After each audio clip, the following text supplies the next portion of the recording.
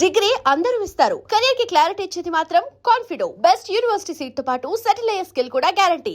ఎవడండి శంకరాభరణం కదా, ఆ జేవి సోమయాజులు ఆయన్ని చక్కగా మోల్డ్ చేసి శంకరాభరణం సినిమా చేసి, శంకరాభరణం రిలీజ్కి ముందు బిజినెస్ పీపుల్ కోసం 100 రోజులు 100 షోలు వేశారండి మెడ్రాస్లో. 100 షోలు వేశారు. ఎవరు కొనలేదు. అందరూ సినిమా చూడటం బాగుంది అది ఇది అనుకుంటున్నారు కానీ ఎవరు కొనట్లేదు. అప్పుడు మనోరమ అని తమిళ ఆర్టిస్ట్, మేజర్ సుందరరాజన్ వాళ్ళిద్దరు కలిసి మెడ్రాస్ తీసుకున్నారు. తర్వాత ఎంఎస్ రెడ్డి గారు నెల్లూరు తీసుకున్నారు.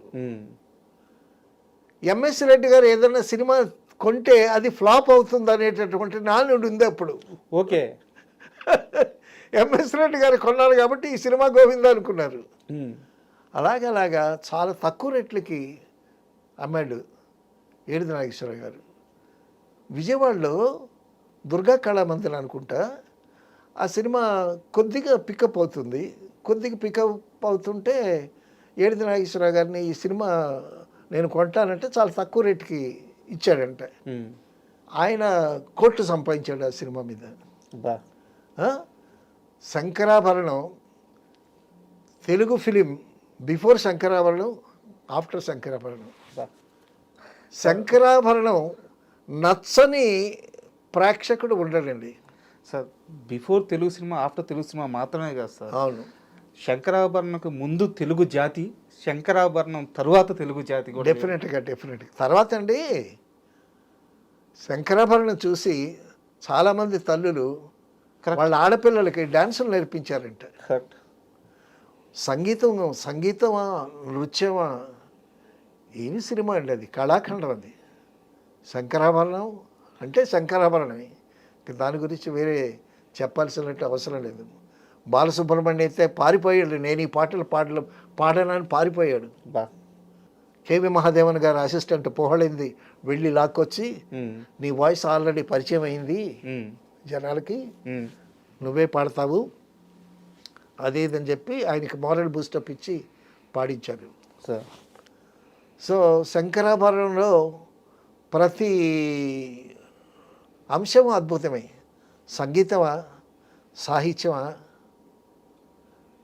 జంజాల గారు చెప్పిన విషయం ఏంటంటే సినిమా మొత్తం డైలాగులు 4 పేజీలు. అవునా? ఓన్లీ 4 పేజీలు. ఆయన ఆ సినిమాలో సోమయాజులు గారు ఎక్కువ మాట్లాడరు కదా అసలు. ఎక్కువ మాట్లాడు. అమ్మాయి కోర్టులో బయటకు వచ్చిన తర్వాత ఈ అమ్మాయిని తీసుకొని వెళ్ళిపోతుంటే వాళ్ళ మదరు వాళ్ళ బ్రదర్ అనుకుంటారు, నీ అంతు తెలుస్తాము అది అని చెప్పి అరుస్తూ ఉంటారు. ఆయన అలా వస్తాడు, ఒక్కసారి ఆ లుక్ ఇస్తాడు, అంతే. అక్కడ డైలాగ్ ఉండదు. అవును, బాగా గుర్తు నాకు. తర్వాత అండి ఈ విషయం చెప్పాలి. నేను శ్రీకాకుళం జిల్లాలో టీచర్గా పనిచేశాను, తెలుగు పండిట్గా చేశాను. శ్రీకాకుళంలో ఉంటూ శ్రీకాకుళంలో ఒక రూమ్ తీసుకొని స్కూల్కి వెళ్ళి సాయంకాలం వచ్చి అక్కడే నాటకాలు, రిహార్సల్స్, ఫ్రెండ్స్ అంతా ఉండేది. అక్కడ మేము నాటకం వేసేటప్పుడు, జన్మభూమి నాటకం వేసేటప్పుడు నాకు బెస్ట్ యాక్టర్ అవార్డు చేతుల మీదుగా జేవి సోమయాజులు గారు ఇచ్చారు. జేవి సోమయాజులు గారు టాపిక్ వచ్చింది కాబట్టి అండి నా ఎక్స్పీరియన్స్, ఒక చిన్న ఎక్స్పీరియన్స్ చెప్పండి. సిరిశ్రీములో జేవి సోమయాజులు గారు తమ్ముడు జేవి రమణమూర్తి, ఆయన ఒక పూజారి వేషం వేశాడు. ఓకే. ఆయన సత్యనారాయణతో ఒక డైలాగ్ చెప్తాడు. ఆ డైలాగ్ ఏంటంటే మూగది అయినటువంటి జయప్రద గురించి. ఆ డైలాగు పుట్టినప్పుడు పుత్తడి బొమ్మలో ఉంటే పుట్టింది హైమ కాదు, సాక్షాత్తు ఆండాలే వెలిసింది అనుకున్నాయా రుద్రయ్య అని జేవి రమణమూర్తి సత్యనారాయణతో డైలాగ్ చెప్తాడు.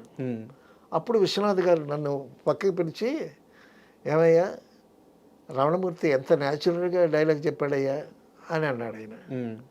అనేసరికి నేనన్నా, సార్ రమణమూర్తి ఏంటండి, రమణమూర్తి అన్నయ్య ఒకడు ఉన్నాడండి శ్రీకాకుళంలో, జేవి సోమయాజులు అని, ఆయన అద్భుతమైనటువంటి నటుడండి, కీర్తిశేషులులో మురారి వేసేవాడు. తర్వాత కాళరాత్రి నాటకంలో అతను విలన్ క్యారెక్టర్ వేస్తాడండి, కళ్ళలో పాయిజనస్ లుక్స్ కనిపిస్తాయండి ఉమ్. నాటకంలో, అంత అద్భుతమైనటువంటి నటుడు అని విశ్వనాథ్ గారితో నేను చెప్పటం జరిగింది. అయితే ఆ అద్భుతానికి మీరు కూడా ఒక మార్గం వేశారు, శంకరాభరణం అనే అద్భుతానికి. మార్గం అని అన్నాను నేను. ఆ, నాకు తెలిసిన ఒక విషయం ఆయన దగ్గర చేరవేశాను. సార్. సో అటువంటి గొప్ప స్టేజ్ మీద అద్భుతమైనటువంటి ఆర్టిస్ట్ జేవి సోమయాజులు, రావణమూర్తి, వాళ్ళు they are very famous for Kanyasulkam. కొన్ని వేల నాటకాలు ఆడుంటారు కన్యాశుల్కం నాటకాల్లో.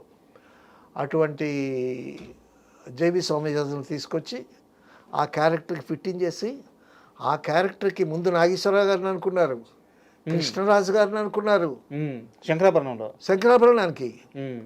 కృష్ణరాజు గారు అన్నాడు, ఏమండి నేను వేసే వేషానికి ఈ వేషానికి కుదరదు, నన్ను ఆడియన్స్ రిసీవ్ చేసుకోరు ఆ వేషంలో. కరెక్ట్ ఆయన నేను. చాలా ఫ్రాంక్గా చెప్పాడు ఆయన. అవును. అలాగే అనుకుని తర్వాత అండి ఒక క్యారెక్టరు డెస్టినీ అండి. ఒక మంచి క్యారెక్టరు ఎవరిని భరించాలో వాడినే భరిస్తుంది. ఉమ్.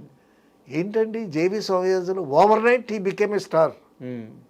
గుమ్మడి గారు ఏమన్నారు తెలుసా జేబీ సోమయాజుల్ని, ఏమండి ఇన్నేళ్ల బట్టి మేము సంపాదించినటువంటి పేరు మీరు ఒక్క సినిమాతో సంపాదించారండి అని అన్నారు. సినిమా అటువంటిది సార్, అటువంటిది ఆయన యాక్టింగ్ కానీ. ఆ. తర్వాత వాళ్ళ ఇంట్లో జేవి సోమయాజులు గారు, వాళ్ళ నలుగురు బ్రదర్స్ అండి. జేవి సోమయాజుల పెద్దాడు, రమణమూర్తి, శ్రీరామూర్తి, మరొక నలుగురు బ్రదర్స్. సో శంకరాభరణం రిలీజ్ అయిన తర్వాత ఇంట్లో డిస్కషను, వాళ్ళ మదరు ఏమని రమణమూర్తితో, ఒరే రమణ, ఈ సోమయాజులు నటించిందే ఉందిరా అందులో, ఇంట్లో ఎట్లా ఉంటాడో అట్లాగే సీరియస్గా ఉన్నాడు రా.